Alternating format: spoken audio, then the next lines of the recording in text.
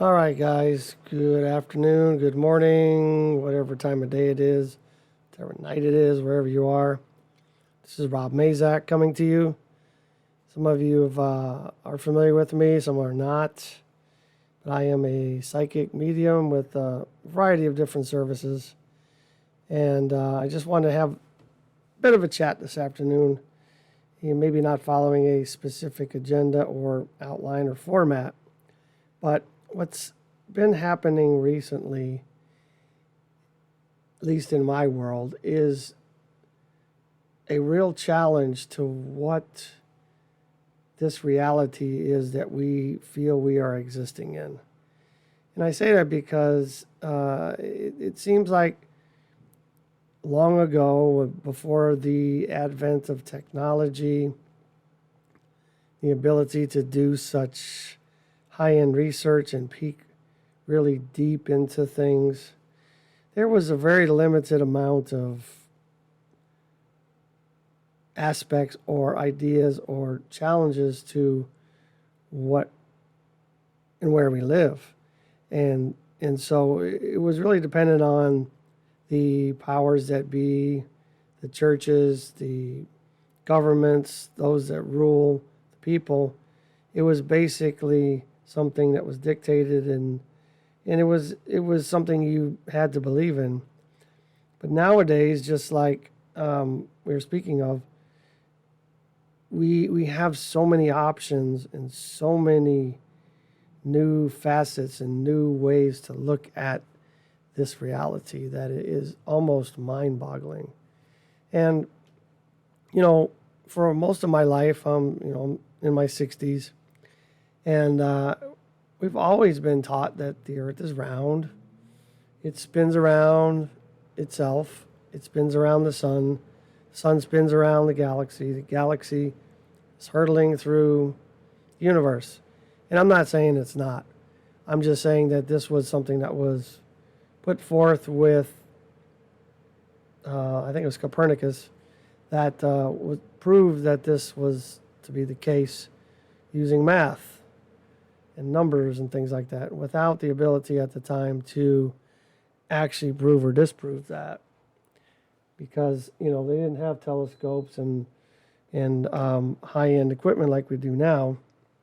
So it just became the standard accepted model and was taught all along. Now I'm not disputing that we are not actually living in that world, but some of the challenges to me with that are that, well, I look at the sky a lot. I look a lot at a lot of different things. I don't want the world to pass me by. So anyway, every night I'm looking at the sky, and it seems like the stars and the planets that are out there never change, or very, very seldom move out of the place that they always are. And they've been like this for centuries, a very long time. And to me, I'm a simple guy, yeah, I got it. But to me, I would think that the sky would change routinely and all the time if we are really moving at those speeds that they talk about. Now, of course, there's the flip side to that. That those places, those planets, those stars, those other places out there in space, or whatever you want to call that, the universe, are simply so far away that if they were to change, it would take so long to get here that we may not ever see a change in our lifetime, and that could make sense too. And I get that. But it wasn't. I don't know. I guess about a few years ago where I was really trying to push off looking at all those flat earthers out there, and honestly, it all of a sudden or very quickly dawned on me that some of the things that they were talking about actually make sense. And some of the experiments you could do yourself. Looking long distances when you shouldn't be able to do that, based on the curvature of the Earth as they publicize it. And and of course, it doesn't make entire sense. And actually, none of the things I've looked at make 100% sense to me. And so I can't really, I don't know if I could really pin down exactly my belief system, but I can tell you one thing. I know that this reality that we live in is definitely not what happens within our five senses. I think there's a lot more going on, and I think there's a lot more things that we may never know as a commoner, common person, if you will. And so, and then even to add to that, it is so easy nowadays with technology to fool or trick the public. I mean, you know, 200-300 years ago, you couldn't, doctor a photograph or create a video, using CGI and things like that look absolutely real, And so back then it was way different, of course. But now, I mean, you could create just about anything that looks absolutely real and correct. And so it is very, very difficult to look at what's out there on social media, on the internet, in any type of venue, and really be able to completely and truly believe in what you're seeing.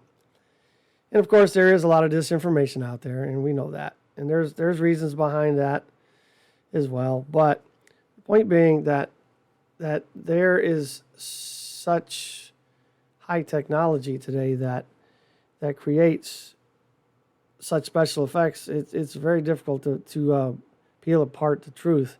I mean, look at the original Star Wars, for example. They used models, actual models, and camera angles to get those kind of effects. Now it's all done with computers, and it's like amazingly real, and it's just kind of blows your mind, when you really think about that. But to add to my own dilemma is, me being a psychic and a medium,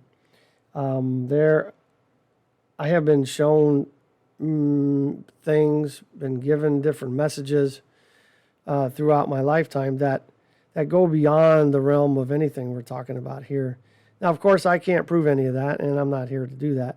But they've shown me the universe and the earth and where we live in a completely different light, and so that really even makes it more difficult for me, because here I am trapped in my five senses in this reality, living my day-to-day life, having to survive, eat, sleep, work, all that kind of stuff. Yet I see what you might call the back end. And without any absolute proof, like being taken up in a ship of some sort, abducted, if you will, whatever, and taken out there and shown exactly what it is that we are residing in, it's very difficult to ever truly know what's going on. Now, of course, belief systems are belief systems, and it's very difficult to change a belief system for people. I get that. And I don't think that's really a necessary thing to do. It really doesn't matter what other people believe, as long as they're not infringing on your rights or your abilities or freedom to believe the way you want to believe. So, I'm never out to change people's perspective or belief systems. I don't think that's really important. But I think everybody feels it's important to understand what it is we are doing here, where we're at, what it is exactly. Are we some insignificant little dot on a small rock at the outside edges of the Milky Way galaxy in a universe that's so vast that we'd be considered even smaller than a grain of sand based on our own world. And so, but in the same light, that seems very insignificant at best. But at the same time, when you really look at the advent of quantum physics and quantum mechanics and some of these other things that they're really digging into the reality, the fabric of our reality, it makes sense in a lot of ways that every living person in this universe or this reality, whatever you want to call it, is important, and to make up a whole, you have to have a lot of different parts, a lot of different pieces. Without all the pieces, can anything out there truly be stable and continue to live on, or to I think you know what I'm trying to say. It's difficult to talk about the universe as a living thing, but I guess it could be as well. But we are all important in some way. We all must actually exist to complete the whole. I mean, if you look at the ocean, it's made up of individual drops of water. Without all those individual drops of water, we would not have an ocean or a lake or a sea or a stream. It does take a lot of individual effort to create a system, an ecosystem, a system at all, right? And to go even deeper into this rabbit hole, if you will, quantum physics really has dialed down into a lot of things. And we used to think we were made of just atoms, protons, electrons, neutrons. I think I said that right. Anyway, but when they really drill down into it and really dive deep into it, it turns out that we are simply, each molecule of our existence is actually empty space, or about 99% empty space.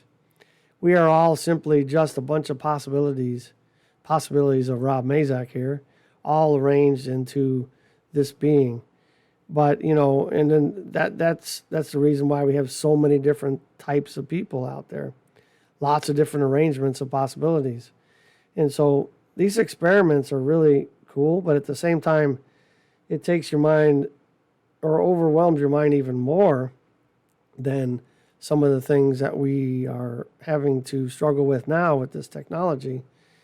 And so it really comes down to what it is you believe, which is okay. What you believe is what you believe, right? And even religion tries to capture our attention and develop a belief system in a god, or some type of whatever you want to call it, heavenly being, something outside of ourselves. And it is interesting, because when I look at all the thousands and thousands of religions across this planet, you wonder if only one of them is right. My gosh, there's a whole lot of us wrong. But my personal opinion, not anybody else's, mine, is I really feel like we're all looking at the same diamond, the same eventual source. And we're all just getting there a different way and saying it differently, using different terms. My personal opinion, nobody else's. But that's how I approach this, is because if I were to try to really carve down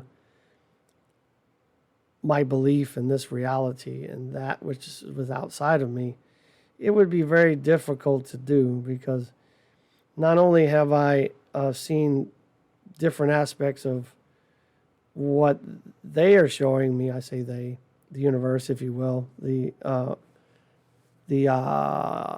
angelic or spiritual realm, if you will, showing me different aspects of what they say is our reality.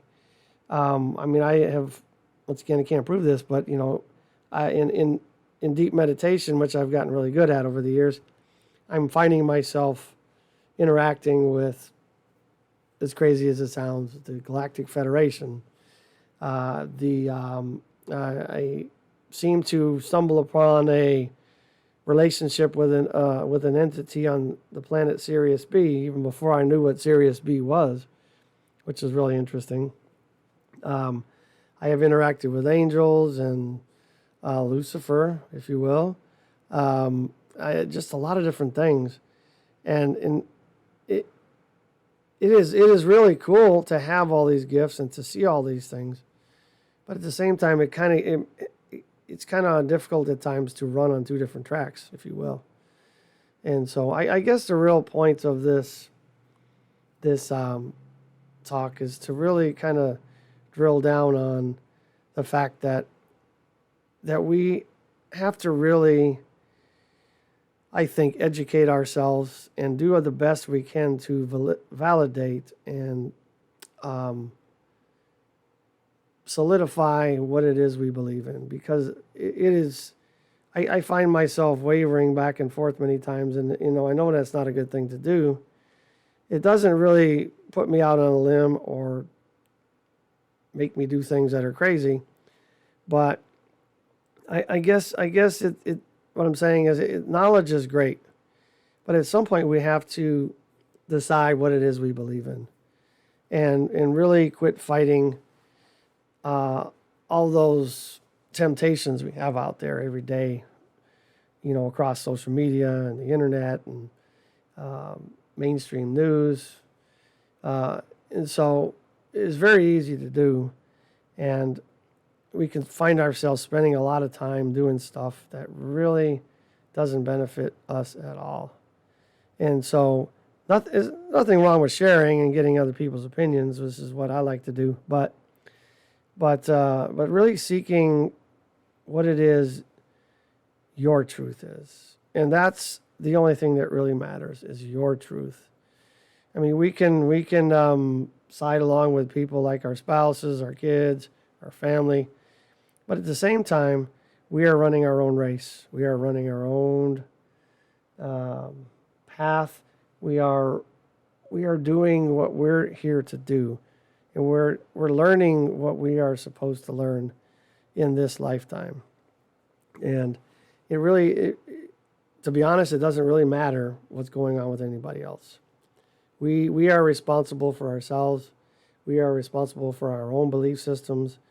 We are responsible for our own health, wellness, spiritual being, our mental stability. All that is our own issue, our own path. And so I think I would caution everybody and encourage everybody to learn as much as they can, but at the same time, not to dwell on things that don't really bring wholeness into your life. And I've been there, done that. When I first started down the alternative news path, once again, nothing that I can prove, but I had a when I was in the Army at a leadership school, I found a battle buddy in the class that was a dark ops or black ops guy, secret squirrel stuff, right? And whether he was telling me the truth or not, he told me that him and his partner were on the rooftop of a building somewhere in the Middle East and had Osama bin Laden in the sights of their weapon and were denied the permission to fire upon him. And it just hit me hard, and I really thought about that. I'm like, why would you not? And then, the more research I did, the more of a rabbit hole I went down. But going down a rabbit hole for a while, it's not going to kill you. But the thing is, don't stay there forever. Learn what you got to learn, pull out of the rabbit hole, and then go on and learn something new, because it can overwhelm your life, But I think what that instant and all the other things that I've ended up researching because of that mentality, it really has created within me a more robust way of looking at the news and things that are reported and things that people talk about, and really able to look at that very quickly and ascertain, at least in my own mind, whether it's true or whether it's not. And so I think understanding that is a good idea. But once again, I caution people to really hang your truth on what's being put out on social media, mainstream news, any kind of news. Let me tell you, I'm an alternative news guy for sure. But even some of my favorite alternative news websites have really gotten way out there. And I think that says something, that somebody that's even written a lot of alternative news articles that is saying that even the alternative news people are getting way right of center is pretty astounding, I think. And of course, I'm sure that those in power would love to keep the real information and keep us distracted, which, I get it. If you're trying to manage 8 billion people across the planet, you can't do it if we all come together, right? Anyway, I digress on that. I'm not here to talk about our world leaders. I'm here to talk about each individual person out there and just just challenge you to find out who you are and what you believe in and really stand on that truth and not back down. And you don't necessarily have to challenge other people with your belief system. I mean, I'm not saying you can't throw it out there and see what people have to say, but if you spend all your emotional energy firing back at everybody, you're really no different than every other conspiracy theorist out there. Just it's simply, I think it's just better to do it to see what other people think.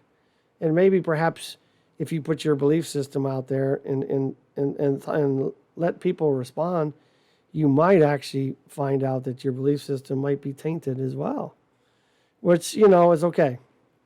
We can change our belief system, and that's all right. Nothing wrong with that.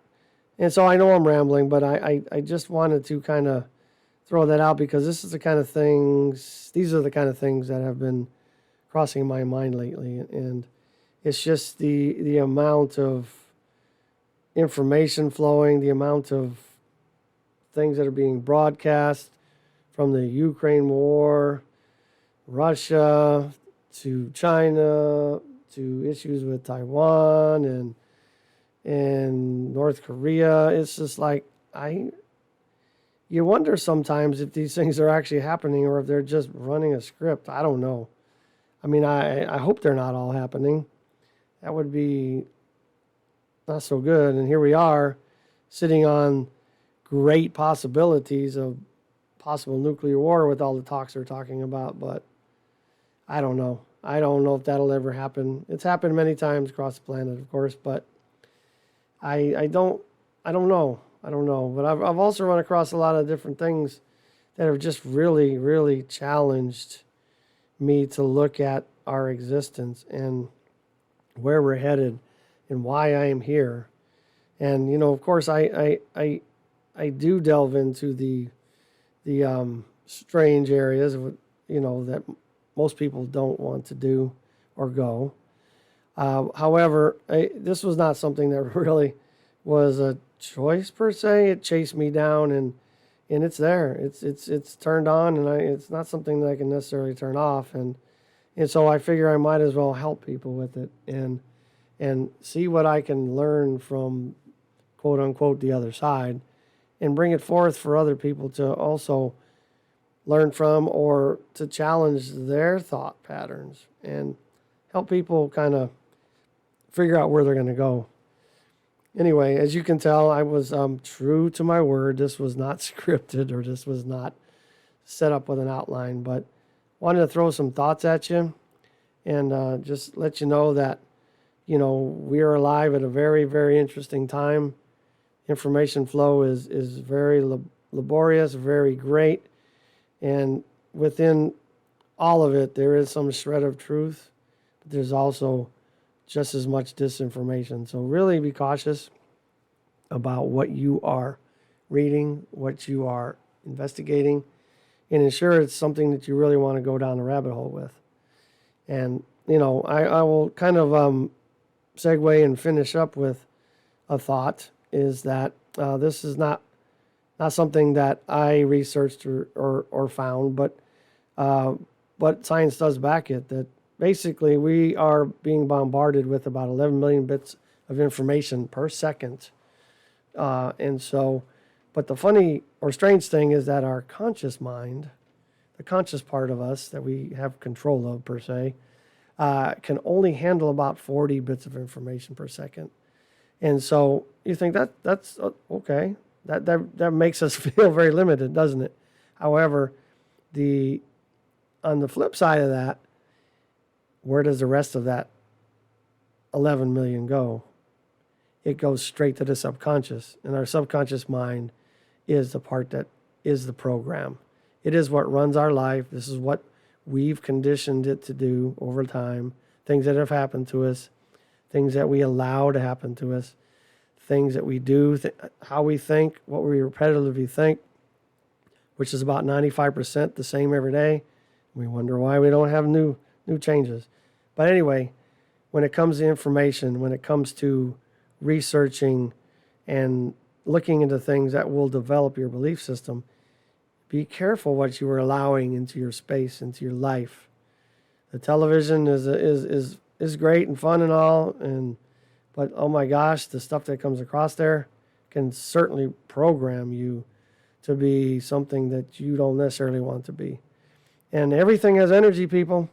Pictures, music, people. Make sure you're surrounding yourself and making sure your life is full of the things that are going to be energetically good for you.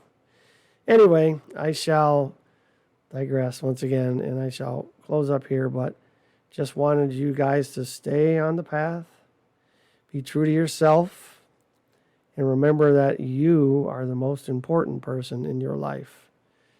If you don't take care of yourself, you can not take care of others. Stay strong. Namaste. Stay the course.